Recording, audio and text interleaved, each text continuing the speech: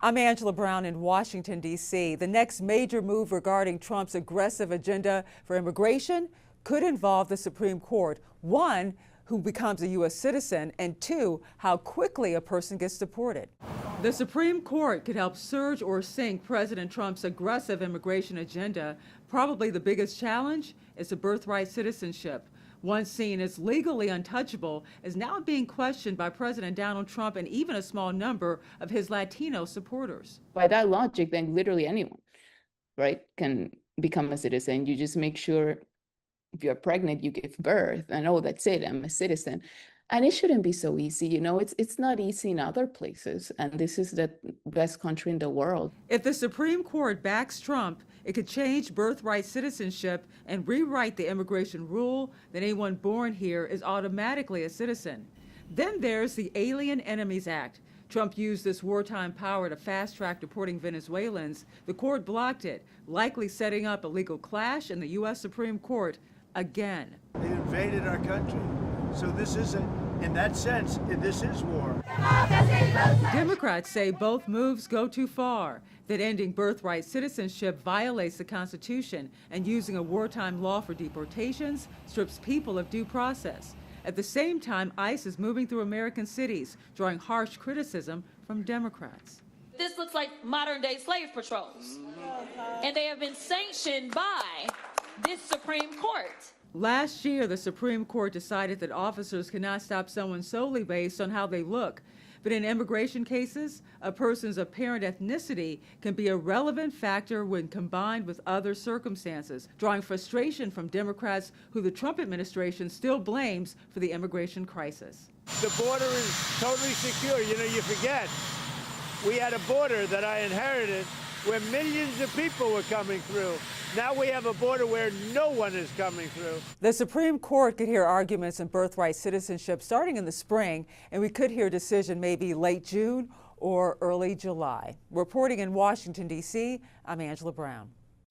Go home now! Federal agents shot and killed a man near Nicollet and 26th Street in South Minneapolis around 9 Saturday morning, following weeks of tensions over a surge in ICE enforcement actions.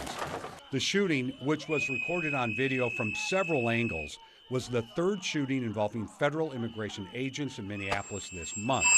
An agent shot and killed Renee Good on January 7th. If the goal was to achieve peace and safety, this is doing exactly the opposite. Like, what's happening is terrifying. It's very, very scary. You think this could happen to me. I could be filming a deportation and I could end up dead. So today, federal agents beat and then shot multiple times and killed 37-year-old Alex Jeffrey Cruddy, a U.S. citizen, a Minneapolis resident, and a VA nurse. The Department of Homeland Security says Border Patrol agents were looking for an undocumented man wanted for a violent assault when Preddy approached the agents with a 9mm semi-automatic handgun, which he has a legal permit to carry. This individual went and impeded their law enforcement operations, attacked those officers, had a weapon on him, and multiple dozens of rounds of ammunition, wishing to inflict harm on these officers, coming brandishing like that and impeding their work that they were doing. Video available right now does not show Preddy moving toward agents with a gun. Governor Tim Walz renewed his call for ICE to pull out of Minnesota. And I call on all Americans to see the decency that this state is exhibiting and the horrific cruelty, unprofessional, absolute abomination that is passing for what these ICE agents are doing on our streets. In a post, President Trump accused Minneapolis Mayor Jacob Frey and Governor Walz of inciting insurrection with their pompous, dangerous, and arrogant rhetoric. The Minnesota Bureau of Criminal Apprehension says DHS blocked agents from the crime scene despite the state agency presenting a signed warrant. Saturday afternoon, the Hennepin County Sheriff and Minneapolis Mayor asked the governor to deploy the Minnesota National Guard to aid and reinforce law enforcement. Frank Vassalero, WCCO News. An already tense scene in Minneapolis, Minnesota, now inflamed by the deadly shooting of 37-year-old Alex Preddy by a Border Patrol agent Saturday. Protesters were marching in the city calling for Immigrations and Customs Enforcement to leave. We're mad that our people are getting murdered. ICE is creating a massive problem here. They are the violence in this city. The Department of Homeland Security said agents were conducting a targeted operation when an armed individual approached them. The officers attempted to disarm this individual, but the armed suspect reacted violently. Fearing for his life and for the lives of his fellow officers around him, an agent fired defensive shots. Several elected leaders are denouncing that account. The Trump administration has already called Alex Preddy a domestic terrorist. He was a nurse. Video shows an officer appeared to move the gun just before the shooting, according to a CNN analysis. Minnesota Governor Tim Walz adds Preddy was a lawful gun owner.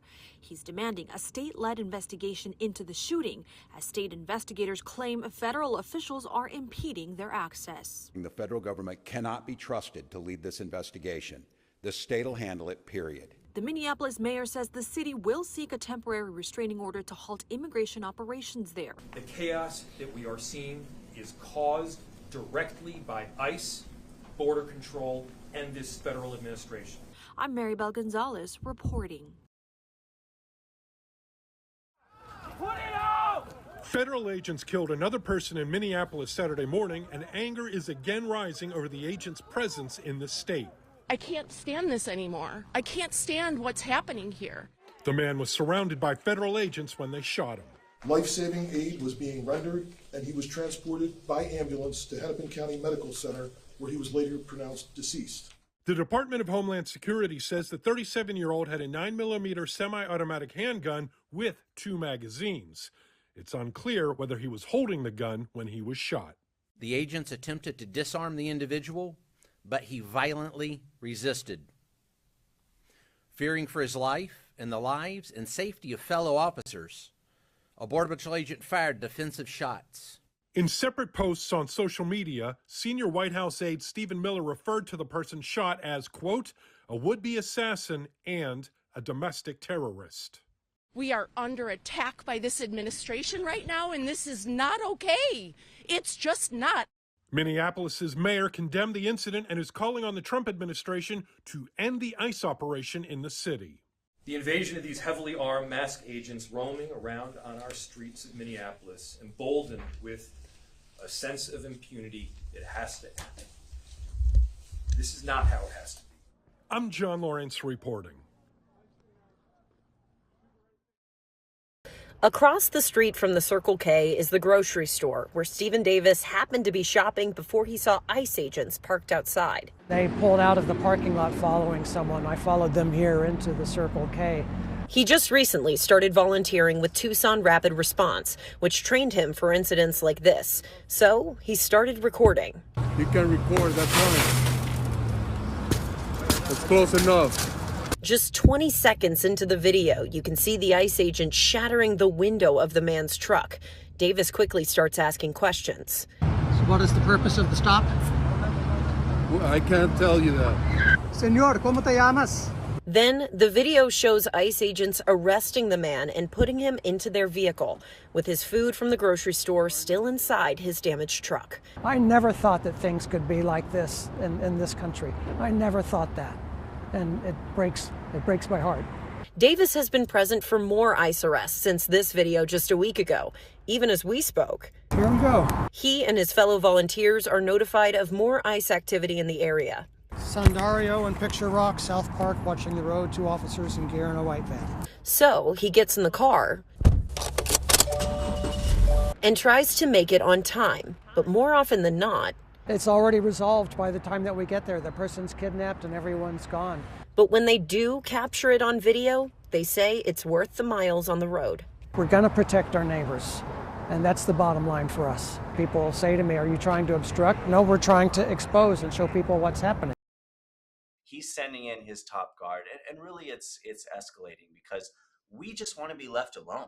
City and state leaders in Minnesota, as well as residents in Minneapolis, reacting to news the Trump administration is changing its immigration enforcement leadership in the city. Good riddance. Couldn't have came sooner. This amid growing outcry after federal agents shot and killed protester Alex Preddy on Saturday. President Donald Trump signaling new willingness to work with Democratic state officials. Trump said Minnesota Governor Tim Walz called him, saying, quote, "It was a very good call and we actually seem to be on a similar wavelength." Walz described the call as productive and said the president agreed to look into reducing the number of federal agents in Minnesota. Minneapolis Mayor Jacob Frey said he also spoke with Trump and told the president his main request is that the immigration crackdown in the city be brought to an end. Meanwhile, some who witnessed Preddy's killing are sharing more details about what they saw.